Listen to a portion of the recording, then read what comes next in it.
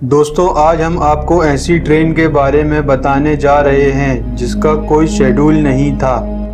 यह ट्रेन एकदम से दिखती थी और अगले ही पल गायब हो जाती थी, पर कहाँ? इसका जवाब आज तक कोई नहीं दे पाया। कुछ लोगों का कहना यह भी था कि शायद ये पैरेलल दुनिया में चली जाती है, तो कुछ का कहना यह था कि शायद यह टाइम ट्रेवल करके फ्यूचर या पास्ट में चली जाती है। पर अभी भी इस बात से पर्दा नहीं उठ पाया है कि दरअसल यह ट्रेन कहाँ चली जाती थी।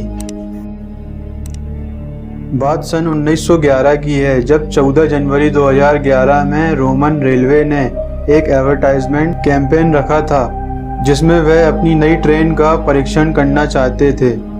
दोपहर के करीब 3 बजे यह ट्रेन रोमन स्टेशन से रवाना हुई।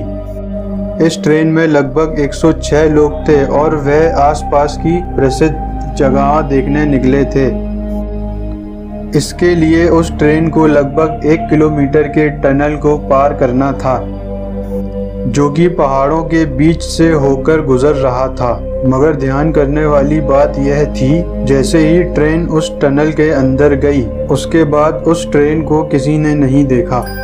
ट्रेन के गायब होने से कुछ समय पहले 2 पैसेंजर आखिरी मिनट पर उस ट्रेन से कूद गए थे और उनका कहना था कि उन्हें ऐसा लग रहा था कि कुछ अजीब घटित होने वाला है।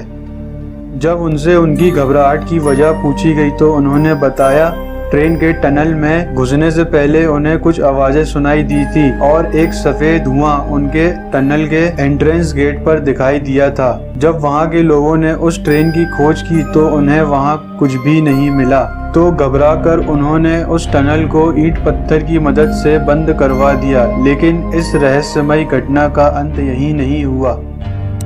मेडिवल इटालियन दस्तावेज जो कि एक पुरानी मॉनेस्ट्री में मिले थे, उसमें एक ऐसी बात का जिक्र था जो सच में काफी अजीब थी। उन दस्तावेजों के अनुसार मॉनेस्ट्री के सामने एक बार एक गाड़ी आकर खड़ी हुई थी।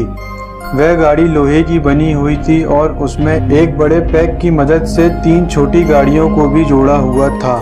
इसके पाइप में से काले रंग का धुआं उठ रहा था। वहां काम कर रहे भिक्षुओं के अनुसार उस गाड़ी में से 2 डेवल मैसेंजर्स उतरे जिन्होंने काले रंग का अजीब सा लिबास पहने हुआ था जो कि काफी अजीब दिख रहा था। उन्हें देखकर वह भिक्षु काफी डर गए। जब उन दोनों मैसेंजर्स ने मॉनेस्ट्री के अंदर आने की कोशिश की तो वह मॉनेस्ट्री में प्रवेश नहीं कर पाए। कुछ समय बाद वह मैसेंजर्स उस गाड़ी में वापस लौट गए और एक धुएं में गायब हो गए। पर इस रहस्यमय घटना का अंत यही नहीं हुआ। जॉर्ज सक्सेनो जो कि एक साइकेट्रिस्ट थी, वह 1840 में मेक्सिको में रहती थी और उनके पास उस समय में बहुत सारी डिटेल्स एंड मेडिकल फाइलें थीं। उन्हीं में से एक फाइल के अनुसार वहां के एक टाउन हॉस्पिटल में एक बार 104 लोगों को मास्क मैडनेस के कारण भर्ती किया गया था। चौंकाने वाली बात यह थी कि उन सभी की स्टोरी एक जैसी ही थी और यहाँ तक कि वह सभी पैसेंजर्स इटालियन थे।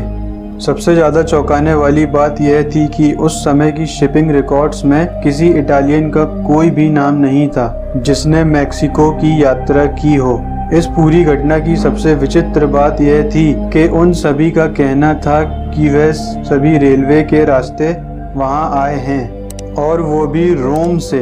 लेकिन ऐसा हो ही नहीं सकता क्योंकि कोई भी ट्रेन उस बड़े ओशन को पार करके कैसे रोम से मेक्सिको आ सकती है। हम नहीं जानते कि उस ट्रेन और उसके पैसेंजर्स के साथ क्या हुआ होगा। हो सकता है वो लोग अपनी अपनी आम जिंदगी में वापस लौट गए हों और बाकी का जीवन अपने परिवार वालों के साथ बिताया हो।